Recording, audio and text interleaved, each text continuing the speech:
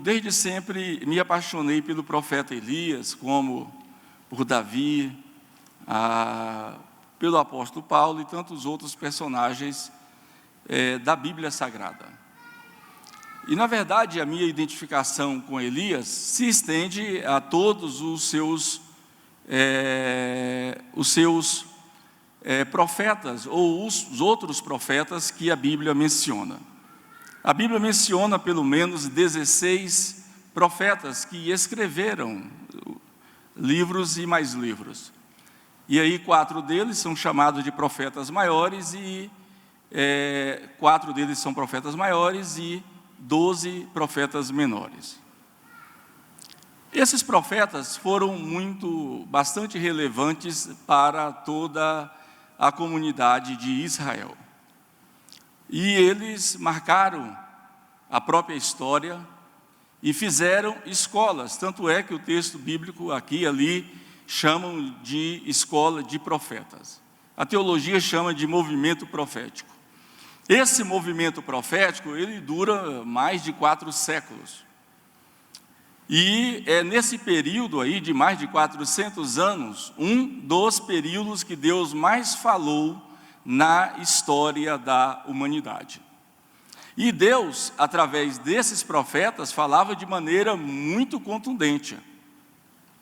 Deus falava de maneira muito apropriada, sobretudo muito objetiva. É interessante que na Escritura não há sequer um versículo que diz que Deus manda recado para alguém. Mas a gente insiste nessa besteira que Deus manda recado para alguém. Se a gente ficar com a Escritura, Deus, ele nunca fala através de recado. Deus fala por si mesmo. O seu nome já diz tudo: eu sou. Eu sou o que sou. Então Deus não é Deus de mandar recado. Aí eu me lembro daquela expressão popular, menino de recados, né? Tem profetas que não se valorizam, que não têm nenhum alto prestígio pelo que fazem, porque parece que eles são meninos de recados.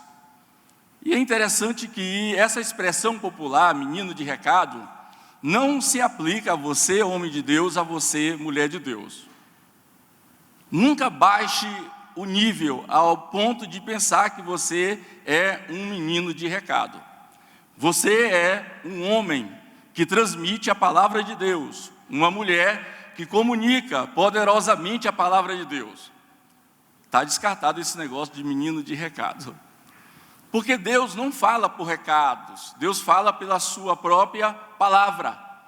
E a palavra dele, nesses 400 anos, nos foi transmitido pelos profetas. Os profetas, eles dificilmente se encaixariam no nosso contexto contemporâneo.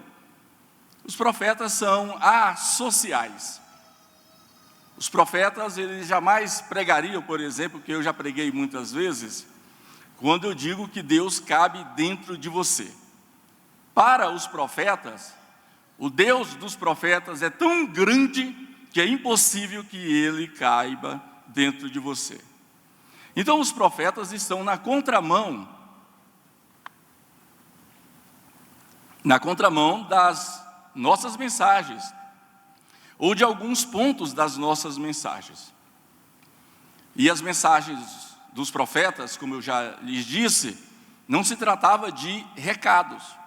Era uma mensagem objetiva, uma mensagem direta. Deus falava com as pessoas de forma direta. Ele se revelava para as pessoas de forma direta e objetiva. Não havia nada camuflado na mensagem de Deus. E aí, levando em consideração a mensagem dos profetas, eu quero acreditar que todos nós sabemos de forma clara quando Deus fala conosco. E eu tenho certeza que não há dúvidas ao seu coração, à sua mente, quando você recebe uma mensagem de Deus. Então a mensagem dos profetas, e Elias é simplesmente o maior nome desse movimento. Elias é o grande nome, ele supera praticamente a todos os profetas. E os demais profetas, como eu lhes disse, inclusive 16 deles, escreveram os seus textos. Elias não escreveu nada, mas superou todos os outros profetas. Inclusive, na aparição, ali na transfiguração, junto ao Senhor Jesus, quem aparece representando esse movimento profético é Elias. Miqueias disse o seguinte: quem é que pode suportar o peso da palavra de Deus? Ou quem é que pode suportar o peso de suas palavras? Aí essa ideia de que a palavra de Deus pesa sobre nós é indigesta para os dias atuais. A ideia de que Deus, com a sua palavra, pode nos confrontar, isso é indigesto para nós. A ideia de Deus dizer que nós pecamos, ou que estamos pecando, ou que estamos em pecado, não é uma mensagem agradável, muito menos para um dia de domingo. Então, qual é a mensagem agradável? Vamos lá. Eu quero pregar essa mensagem hoje. Então, Elias é um profeta que transita entre a prosperidade, ele foi o mais próspero de todos os profetas, e a adversidade.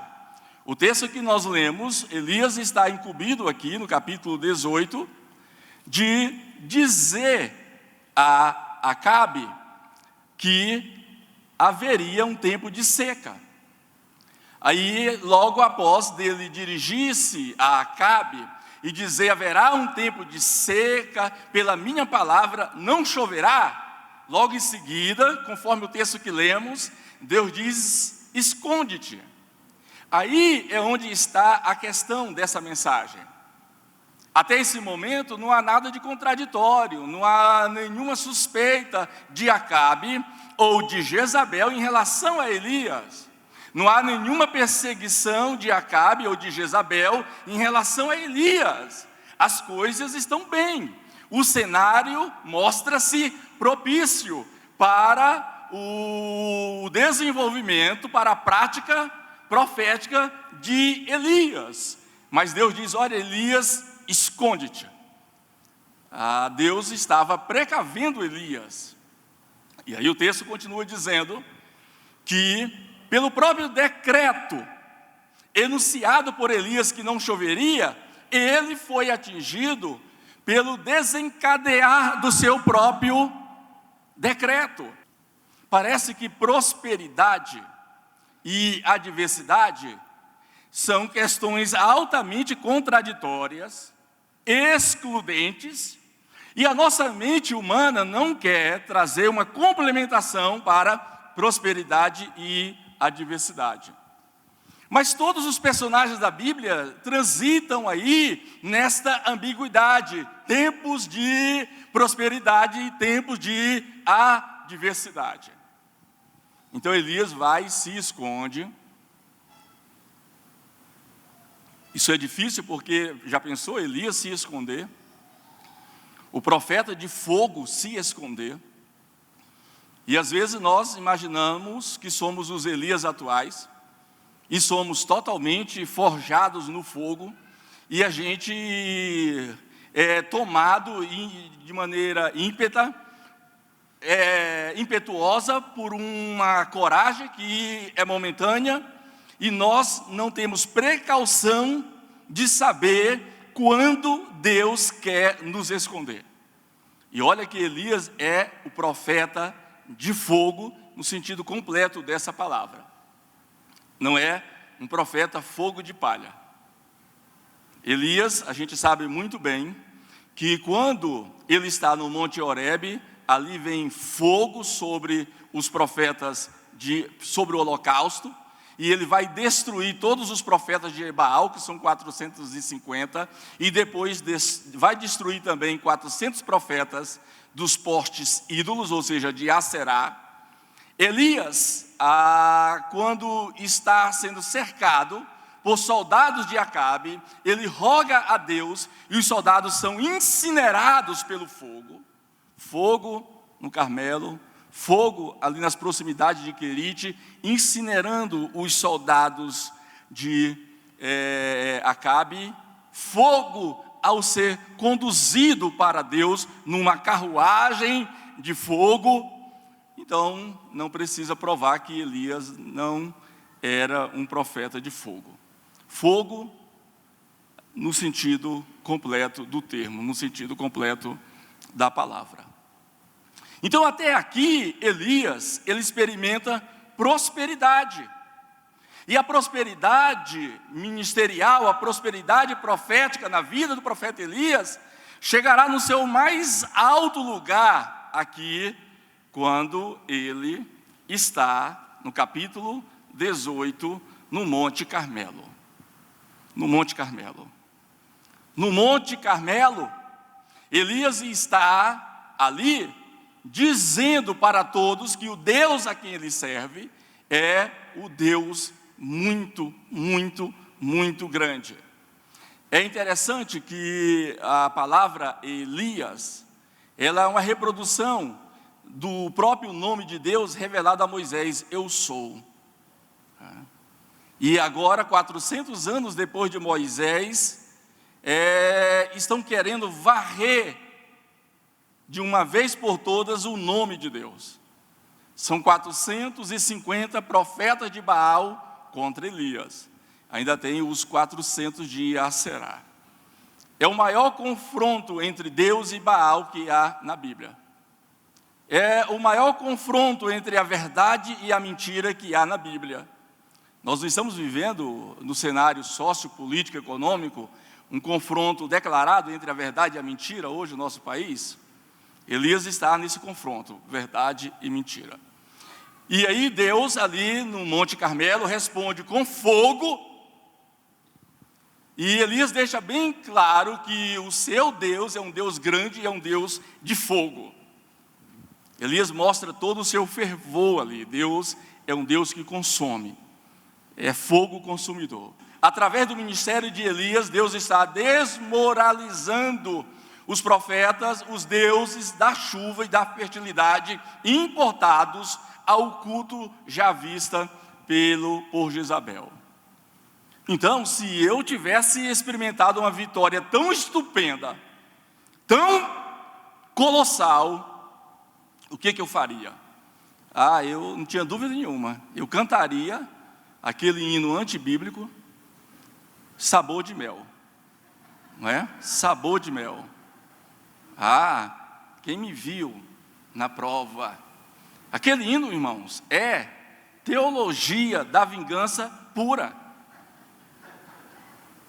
Aquele hino foi uma composição que o diabo forjou em algum lugar e iludiu algum compositor desavisado, e alguém que não conhece nada de Bíblia ganhou muito dinheiro com esse hino.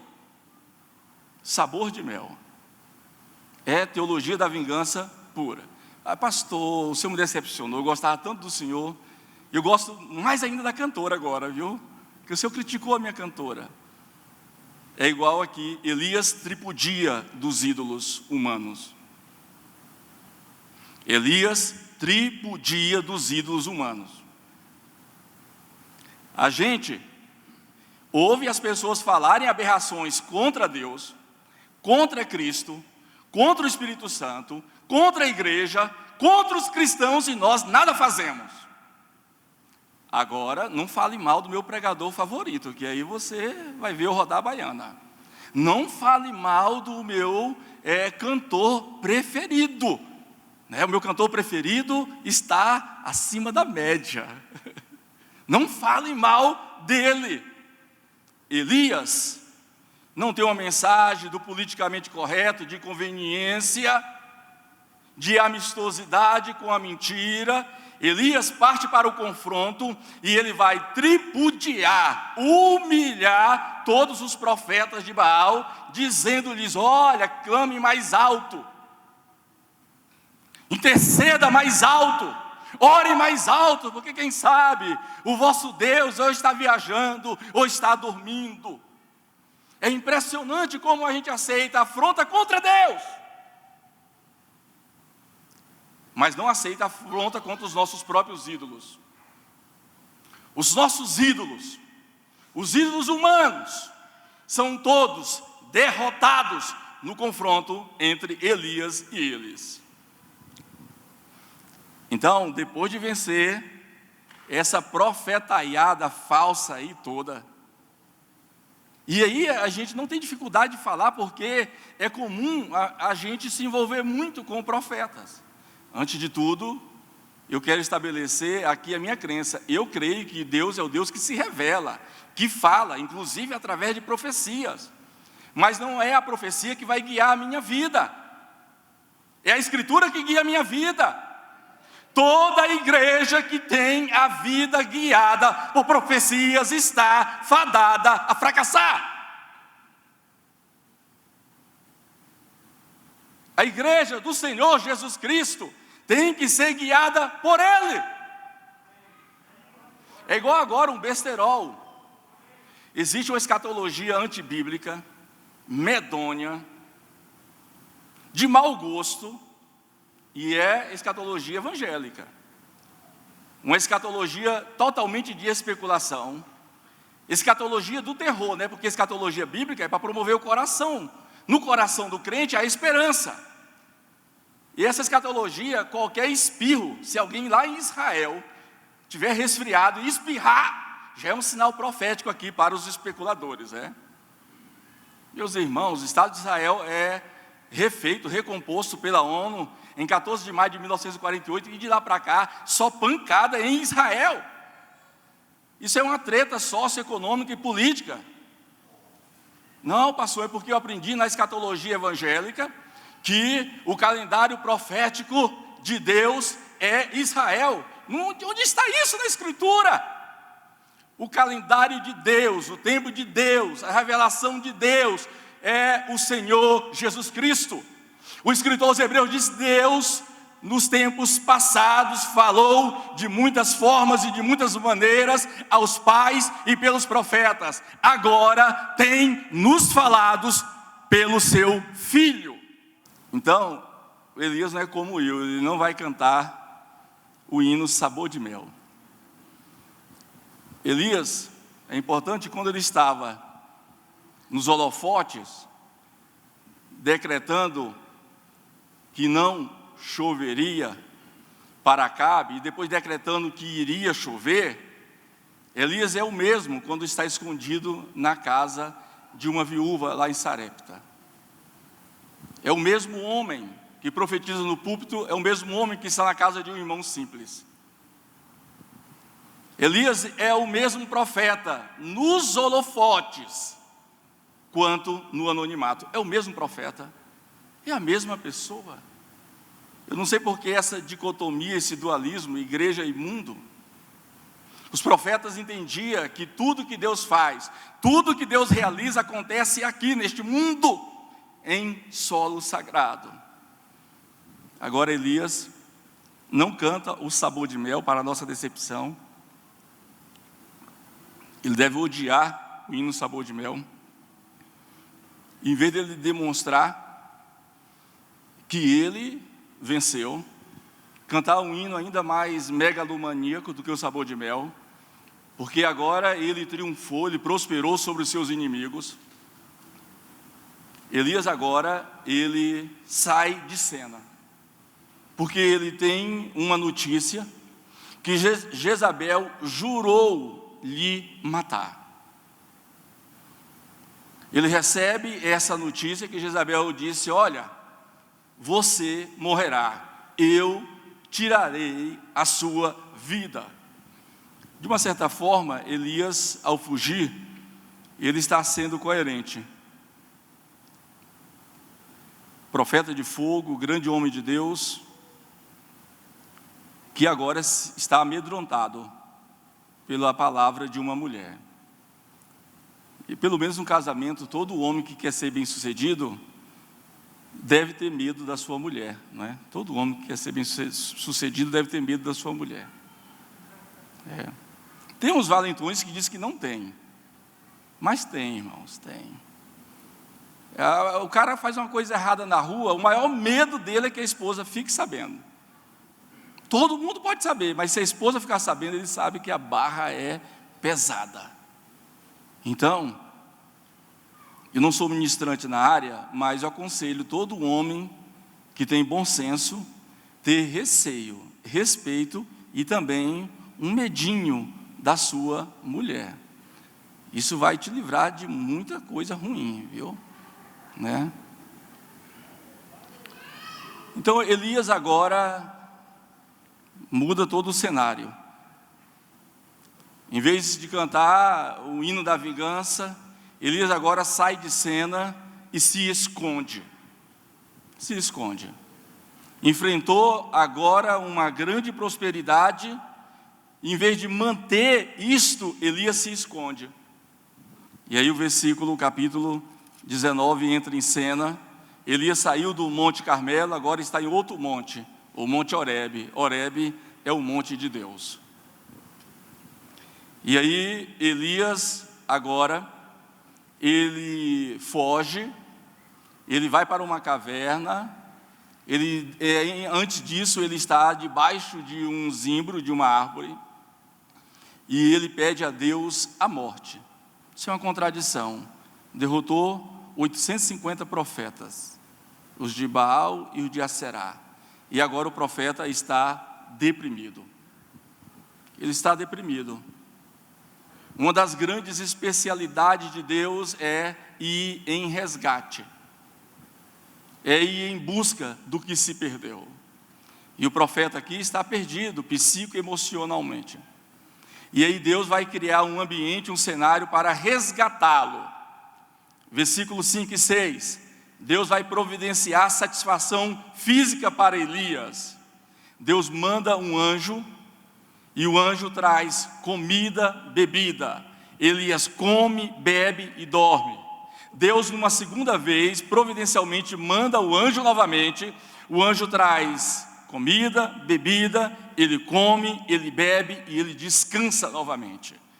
Deus começa resgatando o profeta cansado, depressivo, dando-lhe satisfação física. E Deus disse: com a força dessa comida, tu caminharás 40 dias e 40 noites. Davi também fez isso. Davi disse: Senhor, prepara-me uma mesa na presença dos meus adversários. Ele se alimentava em Deus.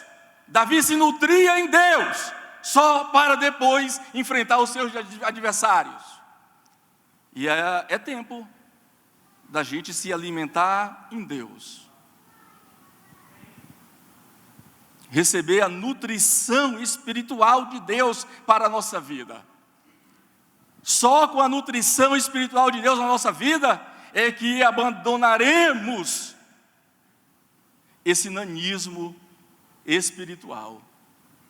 Tem pessoas que não crescem em oração, não crescem em espiritualidade, não crescem em devoção, não crescem em humildade, são raquíticas enquanto crentes. Deus vai revigorar Elias, ou lhe indicar uma caminhada revigorante. Em segundo lugar, versículo 7 e 8, Deus vai providenciar satisfação ambiental. Satisfação física, agora satisfação ambiental. Deus tirou do deserto, tira Elias do deserto e leva ele ao Horebe, ao Monte Sinai, o monte de Deus. O que isso quer dizer? Uma mudança de ambiente pode ser muito proveitosa para quem está deprimido. Deus tira ele do ambiente onde ele estava isolado e leva ele à sua presença, ao Sinai, ao Horebe, ao monte de Deus. Em terceiro lugar, Deus vai providenciar satisfação espiritual para Elias. E nós aprendemos que mesmo na adversidade, Deus nunca nos deixa só. Ele nunca te deixa aí perdidão na caminhada. Ele nunca te deixa aí perdida no caminho que você tomou.